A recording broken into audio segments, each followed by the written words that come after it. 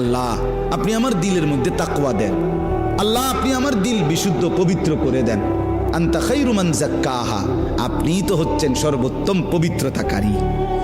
আনতা ওয়ালিয়ুহা, আপনি তো হচ্ছেন নফসের মালিক। ওয়া মাওলাহা, আপনি তো হচ্ছেন জিন্দেগীর মাওলা।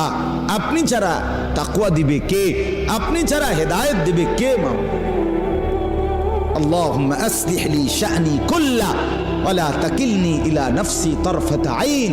রাসূলের দোয়া, আল্লাহ আপনি আমার জিন্দেগিটা ঠিক করে দেন, আমার রাত ঠিক করে দেন, আমার দিন ঠিক করে দেন, আমার নামাজ ঠিক করে দেন, আমার ওযু ঠিক করে দেন, আমার হাসি ঠিক করে দেন, আমার কান্না ঠিক করে দেন, আমার দুপুর ঠিক করে দেন, আমার স্ত্রী সন্তানের সাথে সম্পর্ক ঠিক করে দেন, আমার মনিবের সাথে সম্পর্ক ঠিক করে দেন, আমার কবর ঠিক করে দেন, আমার আখিরাত ঠিক করে দেন, আমার বাজার ব্যবসা আয় উপার্জন ঠিক করে দেন। আল্লাহ সব ঠিক করে দেন।